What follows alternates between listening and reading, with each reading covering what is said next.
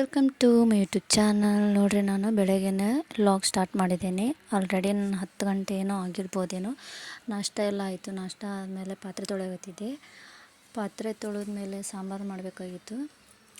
ಈ ಪಾತ್ರೆಗೂ ಬೇಜಾರಾಗಲ್ಲ, ನಮಗಂತೂ ಬೇಜಾರಾಗ್ತೈತಿ. ಪಾತ್ರೆಗೂ ಬೇಜಾರಾಗ್ತೈತಿ. ಬಟ್ ಅವಕ್ಕೆ ಬಾಯಿ ಇಲ್ಲಿ ಅನ್ನೋಕೆ ಅಷ್ಟೇ ನೋಡಿ. ಪಾತ್ರೆಗಳನ್ನು ತೊಳೆದು ನಮಗೂ ಸಾಕಾಗೈತಿ. ಅವು ತೊಳೆಸ್ಕೊಂಡು ಪಾತ್ರೆಗಳಿಗೂ ಸಾಕಾಗ್ಬಿಟ್ಟೈತಿ. ಬಾಯಿ ಇದ್ದಿದ್ರೆ ಸರ್ರ ಬೈದು ಬಿಡ್ತಿತ್ತು ನಮ್ಗೆ. ದಿನ ಊಟಕ್ಕೆ ಅಂತೇಳಿ ನಾನು ಮಳೆ ಹುಳಿಕಾಳು ಸಾರು ಮಾಡಾಕತ್ತಿದ್ದೆ ನೋಡಿರಿ. ಅದಕ್ಕೆ ನಾನು ಕೊಬ್ಬರಿ, ಈರುಳ್ಳಿ, ಶುಂಠಿ, ಬೆಳ್ಳುಳ್ಳಿ ಮತ್ತು ಕೊತ್ತಂಬರಿ, ಒಂದು ಟೊಮೆಟೊ ಎಲ್ಲ ಮಿಕ್ಸಿಗೆ ಹಾಕ್ಯಣಕತ್ತಿದ್ದೆ. ಫಸ್ಟಿಗೆ ನಾನು ಹುಳಿಕಾಳೆಲ್ಲ ಹುರ್ಕೊಂಡು ಅದನ್ನ ಕ್ಲೀನಾಗಿ ತೊಳ್ಕೊಬೇಕು. ಆವಾಗಲೇ ಸಾಂಬಾರು ಟೇಸ್ಟ್ ಚೆನ್ನಾಗೈತಿ. ನಾನು ಬಿಸಿ ಎಣ್ಣೆಗೆ ಖಾರ ಪುಡಿ ಹಾಕಿದ್ದೆ. ಖಾರ ಪುಡಿ ಸ್ವಲ್ಪ ಕೆಂಪಗೆ ಆಯಿತು ಅಂದ ಕೂಡಲೇ ಎಣ್ಣೆ ಒಳಗೆ ಮಸಾಲೆ ಎಲ್ಲ ರುಬ್ಬಿದ್ದು ಹಾಕ್ಬೇಕು ನೋಡಿರಿ.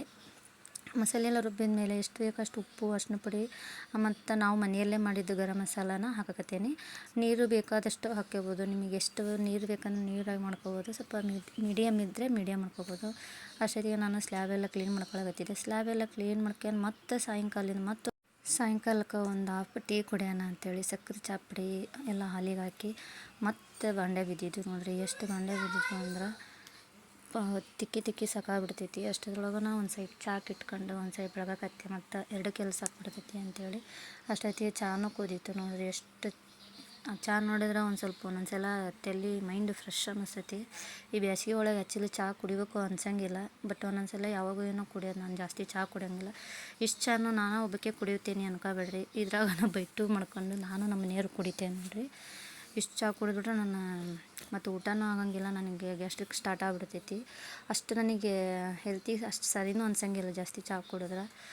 ಸ್ವಲ್ಪ ಚಹಾ ಕುಡಿದು ಮೈಂಡ್ ಫ್ರೆಶ್ ಆದಮೇಲೆ ಮತ್ತೆ ರಾತ್ರಿ ಅಡುಗೆ ಸ್ಟಾರ್ಟ್ ಮಾಡಬೇಕಾಗಿತ್ತು. ಇಷ್ಟ ಆಗಿತ್ತು ಇವತ್ತಿನ ವ್ಲಾಗ್ಸ್. ಇಷ್ಟ ಆದರೆ ಲೈಕ್ ಮಾಡಿ, ಶೇರ್ ಮಾಡಿ, ಸಬ್ಸ್ಕ್ರೈಬ್ ಮಾಡಿ.